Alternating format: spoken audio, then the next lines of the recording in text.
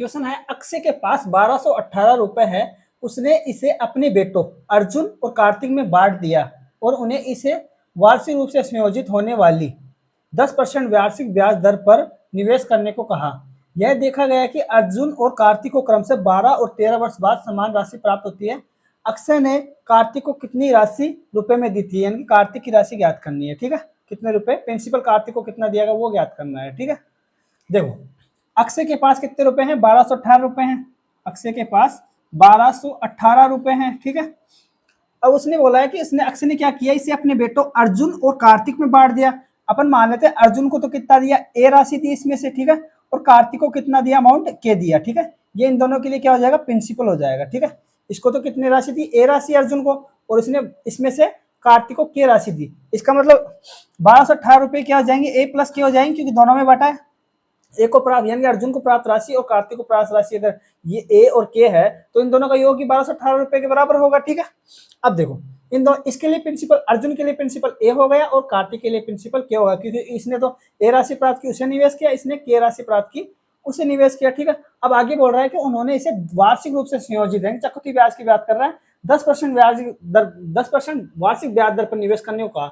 यानी कि इन दोनों के लिए रेट का परसेंट क्या होगा, इसके लिए भी 10% का होगा, इसके लिए भी 10% होगा, जो कि चक्रवृद्धि ब्याज है। ठीक है, अब आगे क्या बोल रहा है, यह देखा गया कि अर्जुन और कार्तिक को 12 और 13 वर्ष बाद समान राशि प्राप्त होता है, कि मिश्रधन समान प्राप्त होता है इनको। इसको कितने वर्ष बाद, टाइम दोनों के लिए दे रखा है, अर्जुन को तो 12 साल लगते हैं। ठीक है, अर्जुन के लिए टाइम 12 है और कार्तिक के लिए 13 वर्ष, यानी कि इसको 12 वर्ष बाद, इसको 13 वर्ष बाद जो राशि यानी कि मिश्रधन प्राप्त होता है वो बराबर प्राप्त होता है। अपने को पता है चक्रवृद्धि ब्याज में मिश्रधन बराबर क्या होता है, अमाउंट बराबर होता है मिश्रधन बराबर मूलधन यानी कि principal into 1 plus R upon 100 की पावर टी होता है, यही होता है मिश्रधन का फॉर्मूला। अब इसमें बोल रहा है कि इसको जो मिश्रधन प्राप्त हुआ और इसको मिश्रधन प्राप्त हुआ वो क्या है, बराबर है, तो दोनों के लिए मिश्रधन ज्ञात कर लेते हैं। मिश्रधन बराबर क्या होता है, मूलधन, इसके लिए मूलधन कितना है, A into 1 plus R upon 100, R कितना है 10% है, 10/100 इंटू टाइम, टाइम की पावर टी है तो टी कितना होगा इसके लिए 12 हो जाएगा। इसी प्रकार इसका निकाल लेंगे, इसके लिए प्रिंसिपल के है, पी इंटू 1 प्लस आर बराबर 10% है, 10/100 की पावर टी बराबर 13। ठीक है, अब ये इतने पद को देखो, ये वाला पद।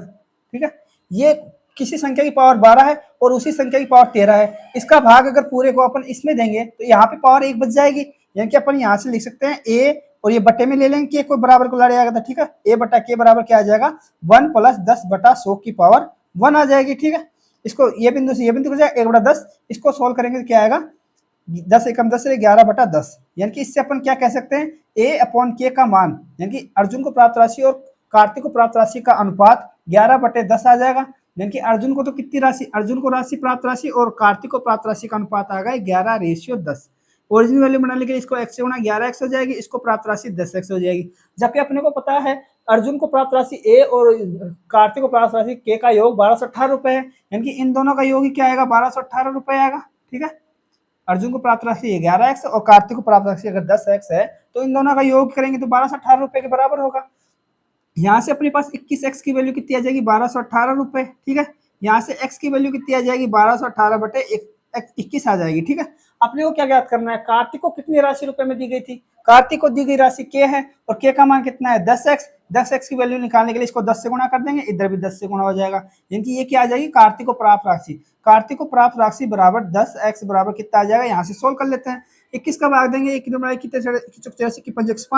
21 पंजे 105 हो जाएगा, 16 बच जाएगा, 21 168 होता है। ठीक है, 58 आ गए तो ये 58 को 10 से गुणा 580 आ जाएगा, यानी कार्तिक को प्राप्त राशि कितनी होगी, प्रिंसिपल कितना हो गया 580 रुपए, ये अपना आंसर आ जाएगा और ऑप्शन नंबर डी इसका आंसर हो जाएगा। ठीक है।